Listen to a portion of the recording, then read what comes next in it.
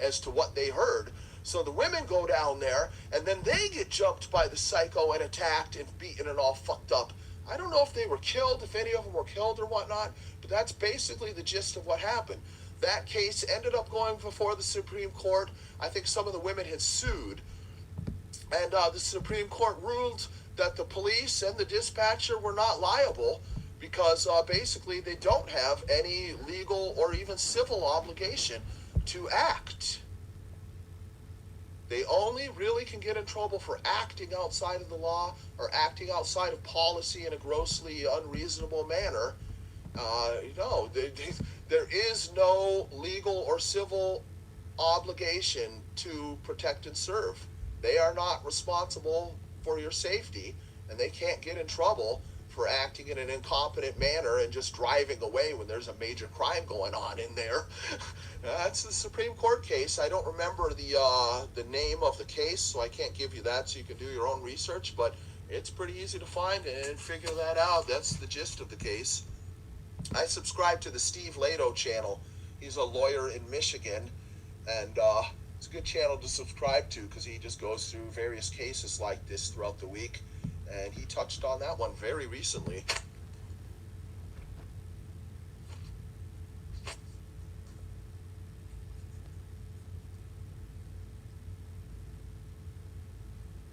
Officer policy trumps oath. Yeah, well, people like to cover their own asses in government in general, let alone amongst police, Absolutely.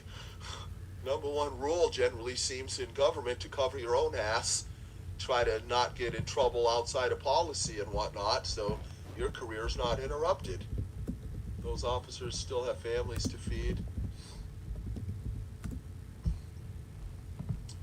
Yeah, there is that. Cops in fear of their jobs and whatnot, they do value their salary. They get all these perks and benefits and got a fat pension waiting for them if they can stick it out for 25 years or whatever it is.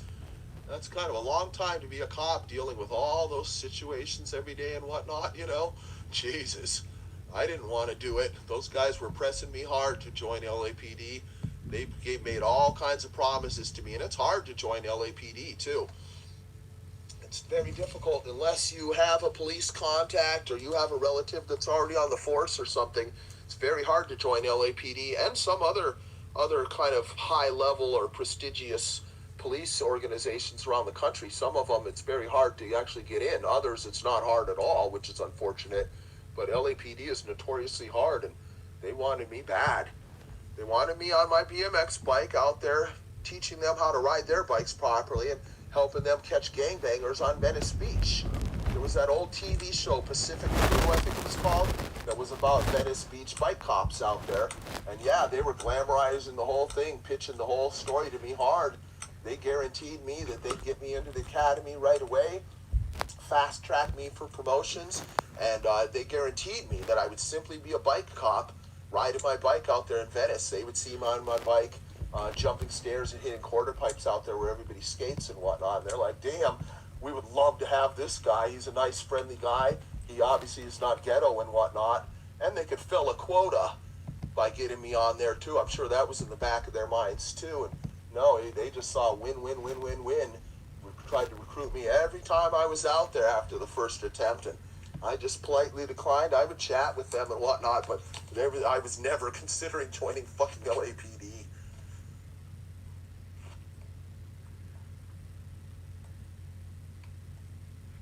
Getting close to 24 hours. Probably should just go for it, huh?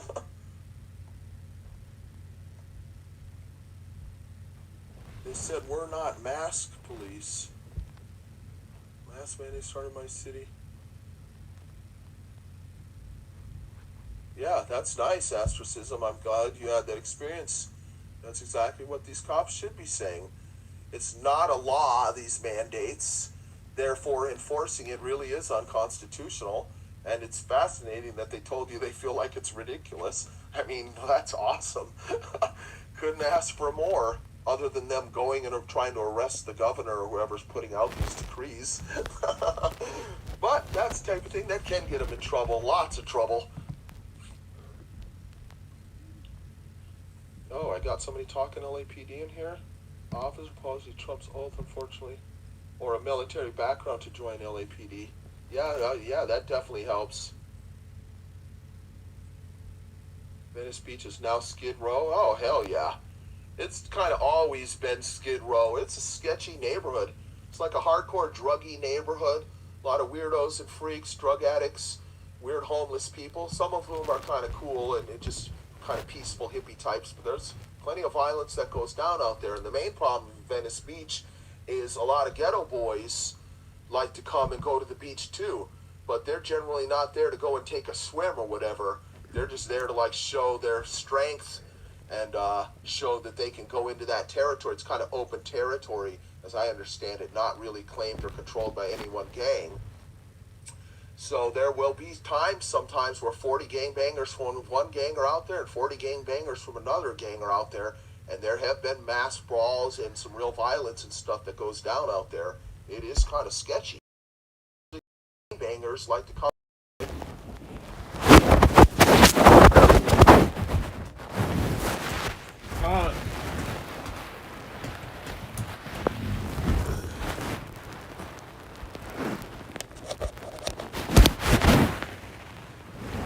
Inland and go to Venice Beach like a lot of other people do, but when they come, they bring all their criminality and hostility and negative vibe and ruin it for everybody, you know? So that's kind of the worst of what those cops out there in Venice Beach deal with. It's controlling the gangbangers when they start coming out there. They use a lot of bike cops and stuff to follow them around to try to keep things under control. No, really wasn't something that I wanted to do. Be funny if I was like a retired cop or something now and then was conducting my current activities. That'd be pretty funny.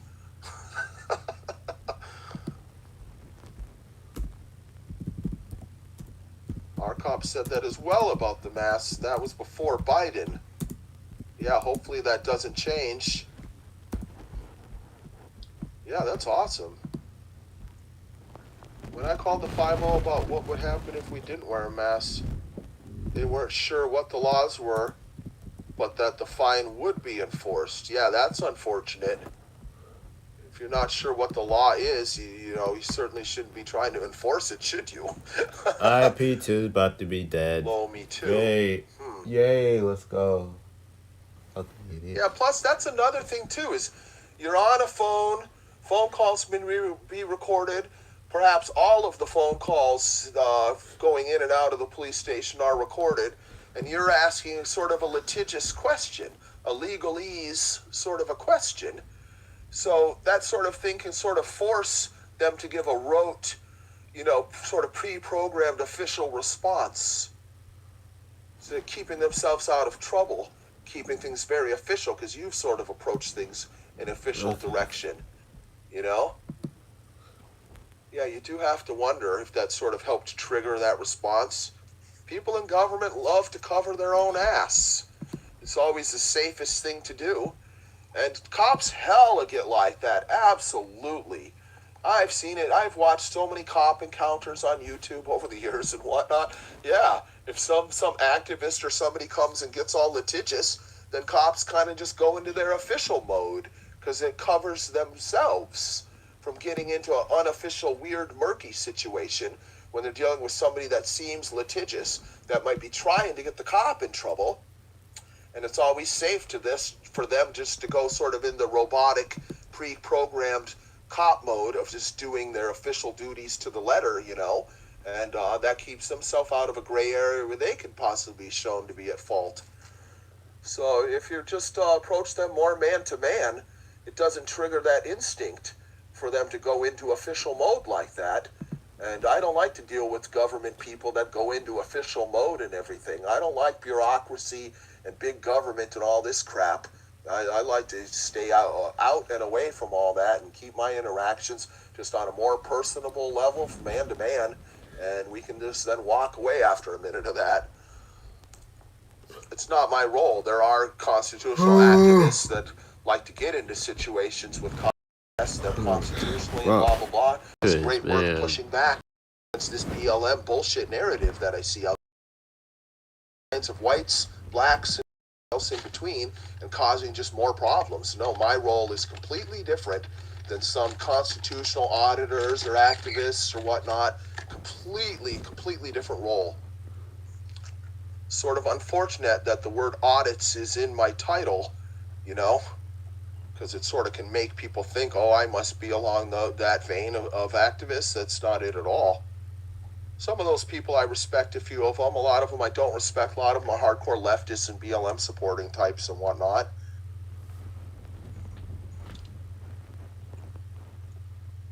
Calling in for an update. Yeah, you do have to wonder, as the political landscape changes, if you would get a different response if you called them again or something, or if you used different language when you spoke to them or something. See if there was a different response.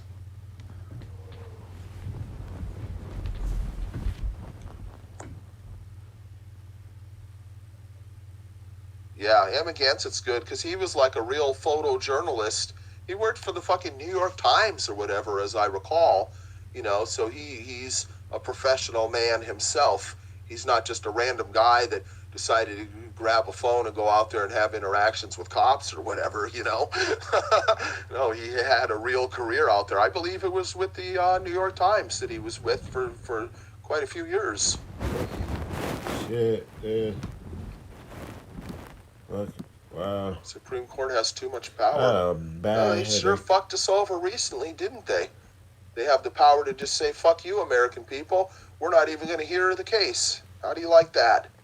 Outrageous. Fucking cowards. Unbelievable. Fucking Roberts, too. Yep, Trump did get betrayed. We all got betrayed in that deal. Absolutely outrageous that they wouldn't even hear the case. And that's left a lot of us all pissed off. Sad to see so many auditors wearing masks. Yep, you got that right. I unsubscribe everybody that wears masks and whatnot. I basically unsubscribed all the auditors that I had followed, because I followed a few.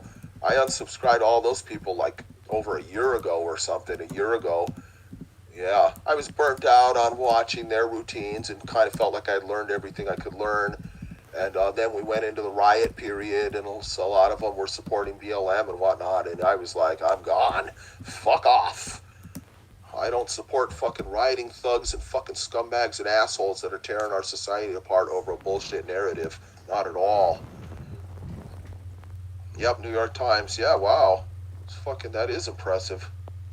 Yeah, I think it was photojournalism. I don't think he was a journalist of the written word. I believe it was photojournalism, but obviously he rubbed shoulders with a lot of reporters at a pretty fucking high level, and the guy's no dummy. Yeah, really. He's like one of the most qualified person amongst those sort of activists, I would imagine.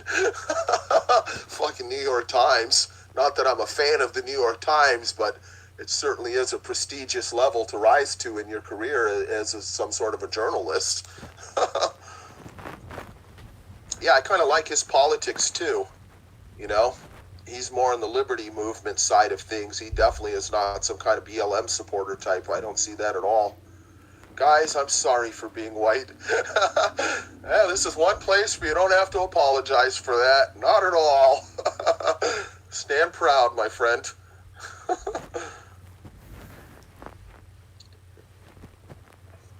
Yeah, that's interesting. I caught their act. It was all bullshit. Damn it, what act?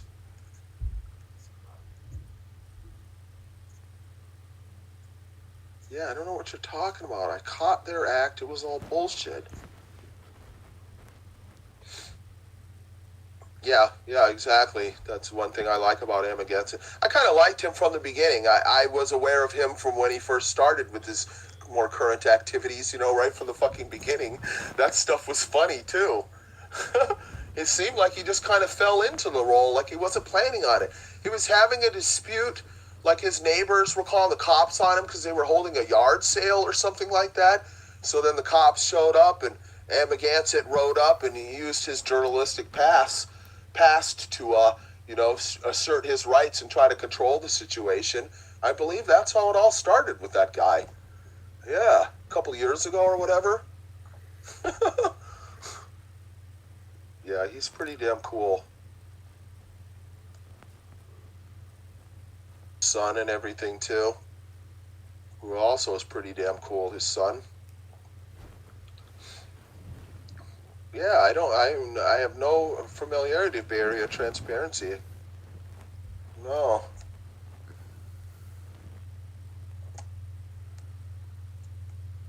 Yeah, I burnt out on all those guys too a long time ago. I went through a previous period where I was following like Tom Zebra and stuff like way further back in the day, some years ago and everything.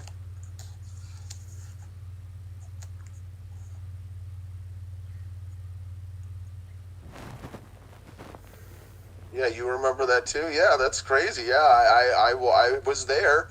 Somehow I discovered this guy right away when he had this like first encounter or whatever.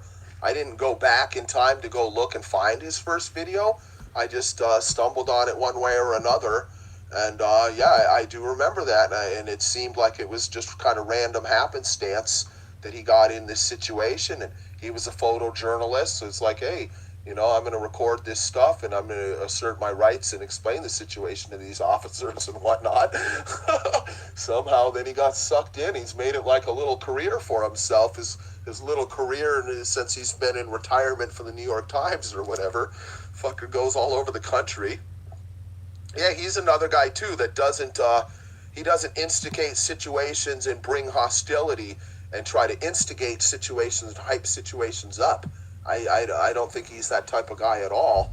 He comes kind of cool and calm and professional, and if the people he's dealing with are cool and calm with him, then he just reciprocates and he keeps his stuff at that level. I've seen him get heated a couple of times, like that black construction worker that was working across from a police station or something, got in his son's face and all that stuff. But yeah, no, I do like the way he conducts himself. He doesn't cause harm when he's out there. It really becomes a net benefit, his work. There are some other people that are looking to make exciting videos by antagonizing and bringing hostility and everything, and it's really not appropriate because it actually can cause more harm to our society by hyping up more hostilities with police. You've got to have good relations with decent cops and try to have them on side so they're more inclined to turn against the bad cops, and we can have those relations and improve things. This endless hostility from people in the ghetto and stuff going off on cops all the time, you're just furthering a hardcore us against them mentality, and who really benefits from that? I guess it feels good to some people to yell at cops in the moment, but you're just making your neighborhood have more negativity, more hostility. You're getting the cops more hyped up to get all stressed out and maybe get violent or do something crazy, or maybe get so angry that in their next shift they're pissed off about what happened in the previous shift, and maybe then they'll retaliate on some innocent guy or something and bring hostility to a situation, And nothing good comes from all that. So Amagansett, yeah, he's cool.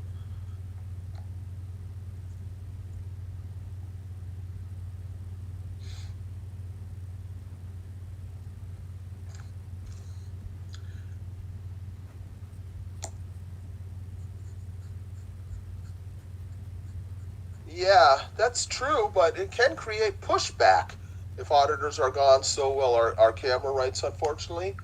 That's true to a degree, but some people really take it all too far, and it actually can create political will to create pushback that can actually start to erode the ability of people to express their First Amendment rights in various ways too. Yeah, no, it can go too far. It's sort of like a thing with lawsuits and stuff too. You want to behave decently in whatever situation you're in that may turn into a lawsuit, so that you're not creating future ill will amongst a judge or a jury, in a situation that might develop down the road if it turns into a lawsuit that actually goes somewhere. So really, hyping things up and getting hostile and whatnot, I just really don't see any benefit to it, other than, hey, maybe you can make an exciting video, but you're kind of fucking everybody else over by doing so. And there are some scumbags out there that have been exposed for, kind of engineering incidents like that and stuff. But really, it has fuck all to do with me. I'm not an auditor. That's not my game whatsoever. My game is to try to show good interactions between police, because I'm pushing back against this anti-white narrative. That's one of my main overarching missions. So, I really have fuck all to do with any kind of traditional auditing. I do my First Amendment activities, by carrying out with my political street theater and stuff. In a sense, that's a First Amendment activist move, but it's not like First Amendment auditing in any traditional sense whatsoever. I'm relying on decent, good cops to show up and have a decent interaction with me and whatnot. That works out to my benefit too, man. Believe me. When you find yourself holding a rock in your hand, confronting a crowd of teenagers that are coming at you trying to assault you, you're very much hoping that reasonable cops show up so this situation doesn't go wrong against you somehow, So that one really was a great example of having a nice positive interaction with cops right after a really pretty gnarly situation, man.